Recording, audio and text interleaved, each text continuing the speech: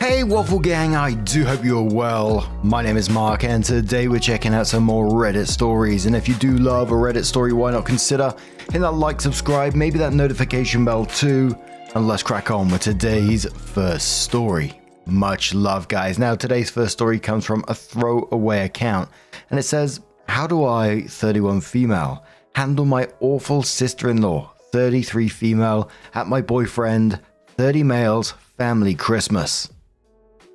My 31 female boyfriend, 30 male, and I have been together for 3 years. We have gotten to know each other's families quite well and we live nearby and can visit often.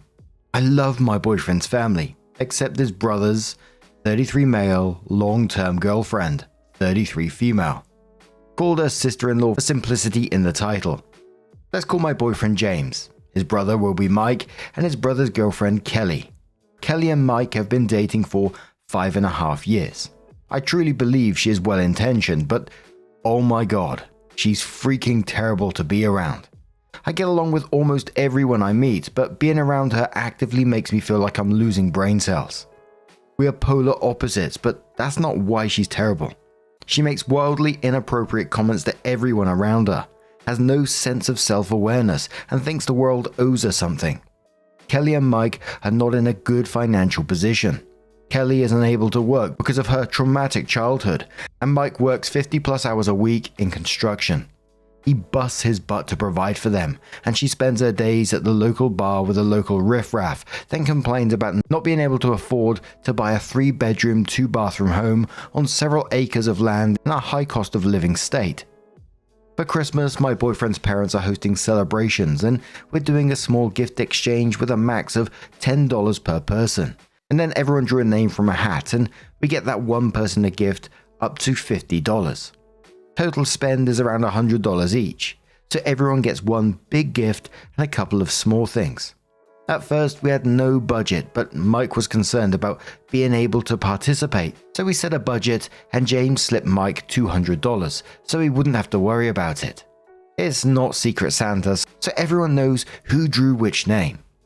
James drew Kelly's name, and immediately she started sending him links to things that were $100 plus for him to get her.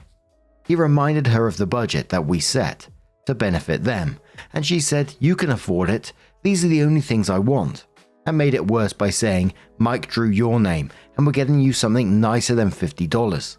I'll give her the benefit of the doubt that she may not know James gave Mike the $200 to help them out. She hounded James about it being unfair, that they suffer while we have so much, so clearly he can afford to get her a nicer gift. Both James and I are very comfortable, but we've both worked hard for everything we have. She insulted him, called him greedy, told him that he's selfish and only cares about himself and the fancy life he lives with me, and that Mike and her resent him for abandoning them. James is the kind of person who would give his last dollar away, the shoes off his feet in a snowstorm, and who acts tough but is actually just a big softie. A lot of people take advantage of that, and he caved. He got her the fancy over-budget gift. James and Mike's parents just kind of roll their eyes at her when she makes weird, inappropriate comments, and their mum has confided in me that she's happy at least James picked a normal one, and that she's glad she doesn't have to take care of both of her sons into adulthood. They are completely unaware of what's happened behind the scenes between Kelly and James. I'm not afraid of confrontation, but don't want to ruin Christmas by losing my shit at her. She's bound to say something or do something because she always does, and I really don't know if I can bite my tongue much longer. I am furious at her. I feel like I'm going to explode if she makes one offhanded comment or snide remark, that I'm betting it'll only take 20 minutes for her to say something stupid. It's not about the gift. We don't care about the money. To me, this is the icing on the cake of her already poor behavior. To James, it's just another thing he wants to let slide because he loves his brother, and it makes Mike's life easier if Kelly is happy and not complaining. How can I navigate this and stop her from taking advantage of James in the future? Talking to her rationally is futile. James did try that, and that's how we are here. Edit. Thank you for all the comments. I'm going to push pause on this account until after the holidays, and we'll post an update if anything interesting happens. I've decided to go into this armed with a couple of the quick and simple responses that people have suggested in here. My favorites are, wow, what an inappropriate comment, or I can't believe you said that out loud. James and I will chat to after the holidays. I agree he needs to set better boundaries, but we can have that conversation privately after the chaos of Christmas. Happy holidays all. And obviously we're going to hear a couple of those comments that were suggested to OP in a minute, but yeah, stuff like, wow, what an inappropriate comment is a great way to go about it, I think. Puts them on the spot. I always like the one saying, did you hear yourself just say that? Just to see their facial expression. But Jen says, whenever she says something stupid, reply with a simple, what an odd thing to say, and walk away. You can omit the odd part when it doesn't fit the statement. OP says, as an example of the thing she says, my boyfriend has a cousin who had a car accident, and one of their legs has a severe burn scar on it that covers like half of their leg. Cousin was wearing shorts when he first met Kelly. First words out of Kelly's mouth were, whoa, what the fuck happened to your leg? It's awful. I do like your suggestion. My facial expressions usually speak for me, but with how she spoke to James, I'm livid. OK Gazelle says, imagine how hard what a weird thing to say to a person would have hit. OP says, it's true. Locked and loaded with this one for Christmas for sure. Al's pal says, say, did you mean to say that out loud? And Captain Amy Santiago says, that sounded like more of an inside thought. OP says, this is my favorite so far. But around 13 days later, OP came in with an update and said, thank you to everyone who commented. This is a rather anticlimactic update. Christmas was actually lovely. Kelly behaved for the most part, though of course made a few left field comments. Using mother-in-law and father-in-law for simplicity, but my boyfriend and I are not married. Here are some examples. Mother-in-law opened a gift. It was a turkey baster. Kelly exclaims, whoa, father-in-law, trying to get her pregnant again. Mother-in-law and father-in-law are in their 70s. Awkward pause. Turns to me and James and goes, actually, I'm surprised it's not you. And on recommendations from Reddit, I laughingly responded, what an uncomfortable thing to say. Kelly went on about how she expected after we took a 2-week vacation, we should be sharing a pregnancy announcement. I responded, well, that's kind of weird. I got James a gag gift that says some sexual innuendo on the butt of a pair of pants. Kelly kept making comments about, no one needs to know the details of your sex life, despite that the pants were a joke. This was repeated all night, but I just ignored it. Otherwise, we had a great time and a great family gathering. I wish I had something more exciting, but the answers I got helped me have a few responses in my arsenal to respond to her weird comments, and otherwise, I ignored her. Thanks Reddit. Pied Goose says, and quotes, no one needs to know the details of your sex life, but I'm going to loudly speculate about how much of it you had during a trip anyway. Right. Concave Usurper says, while also making an artificial insemination joke that is really insensitive to anyone having fertility issues, which I wouldn't be told about you having. All the Colors says, it sounds like you have a better outlook on the situation. That's good at least. Those why did you say that and please explain your racist / sexist etc. comment phrases work on people who have social awareness. Honor the Crone says, I disagree. People who make those comments are doing so because they think they are funny and inoffensive. Repeatedly asking them to explain it lets them know that you don't see the humor and pushes the annoyance to them. I've seen this work. It won't make them not racist, but they quit making those comments around me. And I'm not sure if that will be the end of Kelly just yet. Like that last comment says, the phrases generally work on people who have social awareness, and it doesn't sound like she has much of it. It might stop her for the time being, but I'm sure she will come back again. But what do you guys make of this situation? Let us know your thoughts down in the comments below, and let's move on to another story from Appropriate Food 5858. And says, am I the arsehole here for telling my sister's boyfriend it's not his business if I don't want to be a stay-at-home mum? So I, female 22, have an older sister, female 28. She has 4 kids, and she loves being a mum and wants to be a stay-at-home mum. And I encourage her to do whatever she wants. She herself understands that I have no desire to be a mum right now, if not ever. I have 2 other older sisters who are like me, who doesn't want to be a stay-at-home mother. This is important in the story. Her boyfriend is mad at me, male 27, because he asked me when I'm going to settle down and that he can introduce me to his friend, male 25, who wants a stay-at-home wife. I told him no, that I don't want to date anyone this year, and he got mad at me for some reason and asked me why. So I told him my ex-boyfriend left me with trust issues. My ex cheated on me for 6 months into a 3-year relationship. He told me we broke up in 2023 and I should start getting back out there. I told him it's not his business, and he dropped it. But 2 days ago, he asked me if I wanted to be a stay-at-home wife and mother. I told him no, that I don't, and I'm not even sure if I want kids, let alone to be married. He got defensive since his mum was a stay-at-home wife and mum, and I told him I don't see anything wrong with being a stay-at-home mum, but that I don't personally want to depend on a man for anything. And he once again got defensive and said not all men are the same. I told him he was correct, but again, not all women want the same thing. He said my sister wants to be a stay-at-home wife and mum, and I told him congratulations on finding that with my sister, but that once again, I don't want to be a stay-at-home mum. He got mad because he overheard my conversation about me getting an IUD as well, and told me I'm ruining God's plan to make me a mum one day. And I told him whether I want kids or not is not his business. He got mad at me and told me to get out of his home, so I did. My older sister is asking me to apologize to him and to not get an IUD, since if I get pregnant, that it's God's plan. And she also told me I should reconsider being a stay-at-home mum/wife. I told her not everyone has that dream, and she accused me of not respecting stay-at-home mothers and wives, which is nothing but lies. My 2 other older sisters are on my side and said my sister's boyfriend shouldn't be too concerned with how I live my life, and that if I don't want to depend on anyone for the rest of my life, that's my choice. He also said I'm going to hell for being bisexual.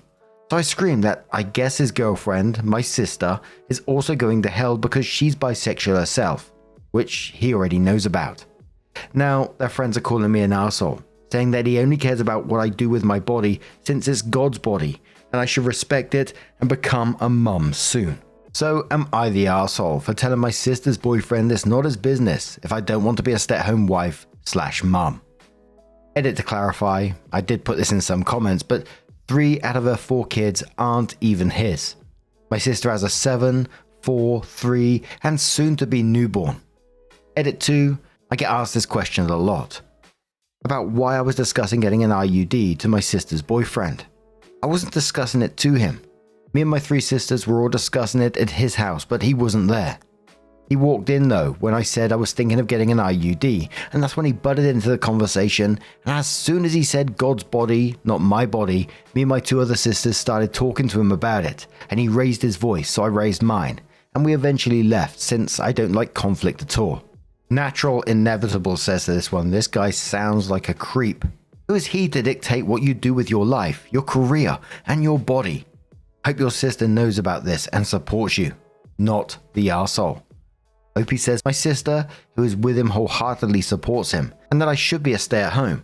She wants me to apologize to keep the damn peace, but I told her I'm done keeping the peace. He also supports the abortion ban, which is his opinion. Me, on the other hand, is pro-choice. He wants a national abortion ban, even for rape and incest, which makes me nervous to be in a room with him. She also supports this. Leela Lowly Love says not the arsehole. His views on stay-at-home mums and traditional gender roles are his own, and he shouldn't be imposing them on you. Actual Spell says he's not really that traditional. He's not married to the mother of his child. Good Intelligence says people are traditional only when it's convenient to them. So a couple of days later, OP came in with her update and says, so this is the update.